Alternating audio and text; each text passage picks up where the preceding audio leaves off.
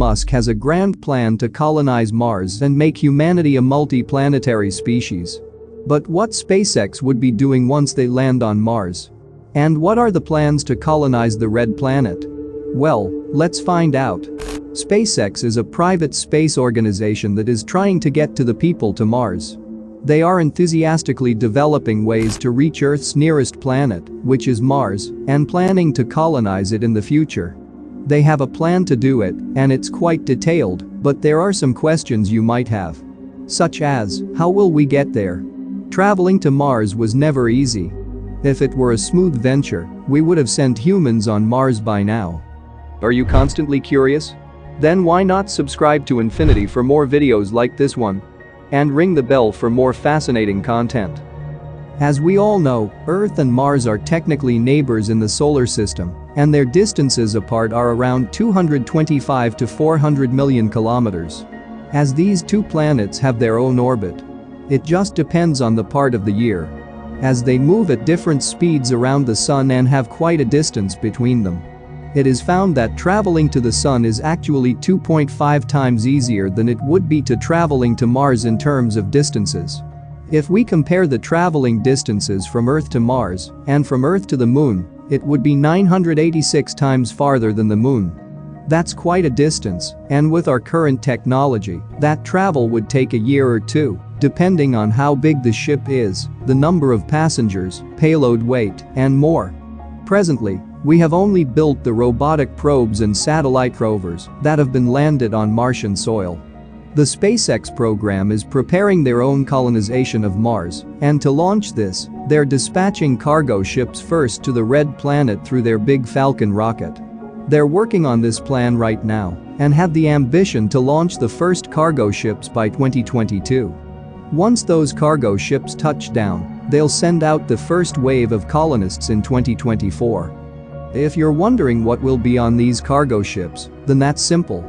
To help speed up the process of both landing on Mars and setting up the first Martian base, SpaceX will use their Starship to go and make room for keeping food, energy supplies, mining and building equipments on the planet.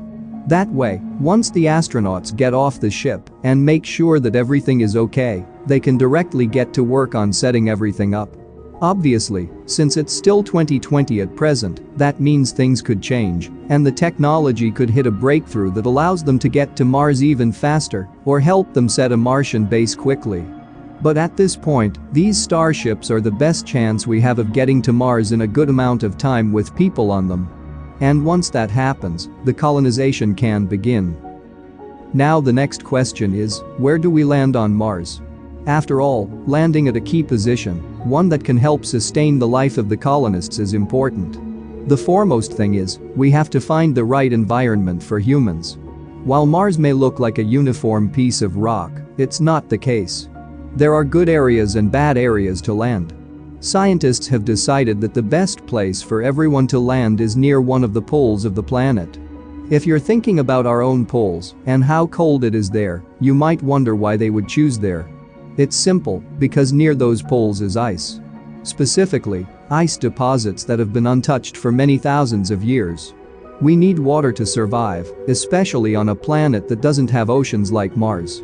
So, if these ice deposits can be broken down and converted into liquid water, a major hurdle of colonization can be overcome in relatively no time. So location is important, but that's still only one part of the equation.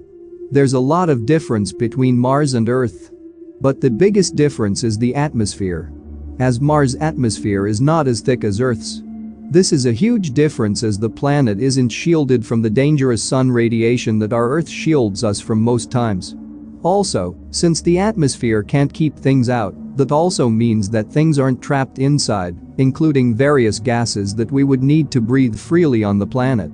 Due to this, when we colonize Mars, we would need to have a base that would allow us to not just breathe, but also protect us from all the effects of the harsh Martian landscape and ensure that we can live without the need for spacesuits.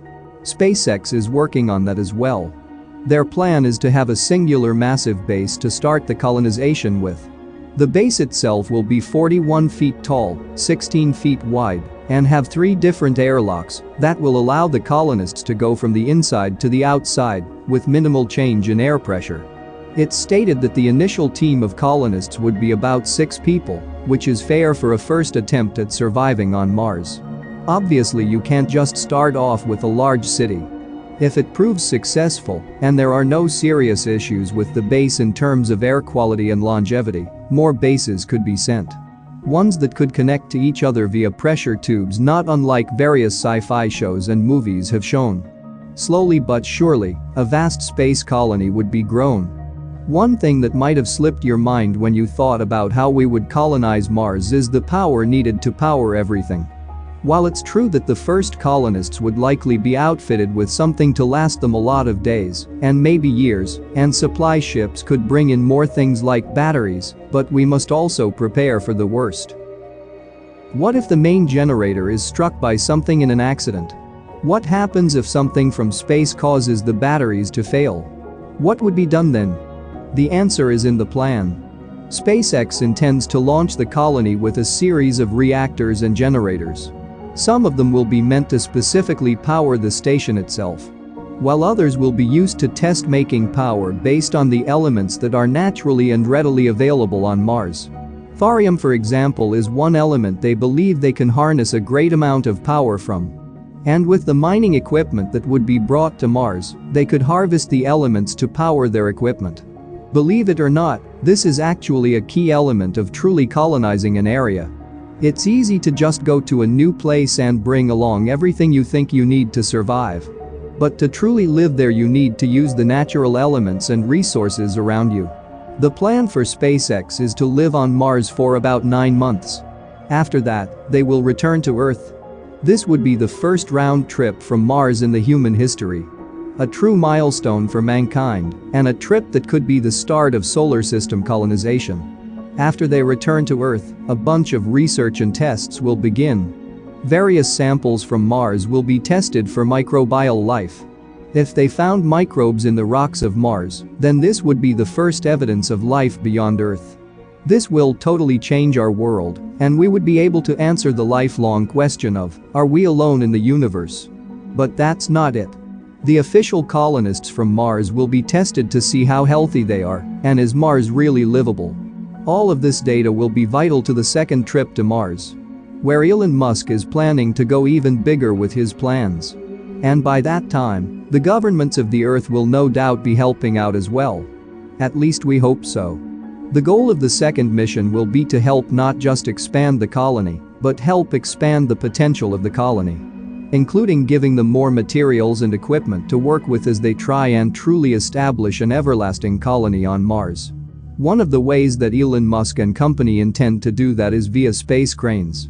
He wants to make cranes that'll be able to go up into space, grab equipment from the shuttles that orbit it, and then bring it down to the research base so that the colonists can use it. This would allow more speedy travel and less work for the colonists themselves. Not to mention, it would allow for the transport of heavier materials without the fear of losing them during flight. Plus, the cranes will be reusable for some time, ensuring their worth. Once the groundwork for the colony begins, SpaceX and other space agencies will work together to send supplies, equipment and more to truly help build our first space colony. It won't look like much at first, but with enough time, effort and energy, we'll get there. And with each month we're on Mars, we'll be growing our reach in special ways. For example, NASA is developing a vehicle that'll allow astronauts to travel on the terrain of Mars so that they can explore various things, including potential new landing spots or highly rich mineral areas. This will be important for the future of the colony. And let's not forget about food. While there will be rations and supplies on the early missions, the goal will be to somehow grow food on Mars naturally. It's believed that a greenhouse will be a part of an early mission to help scientists test how to grow the plants naturally on Mars in some capacity. The quicker that happens, the quicker supply runs of food won't be necessary. What do you think of SpaceX's plan to colonize Mars? What do you think is going to be necessary to make a successful Mars colony? Let us know in the comments section. Hey, if you liked the video, then for more fascinating content about space and tech world, Do subscribe to our channel and ring the bell to get notified about our latest videos. Thanks for watching Infinity.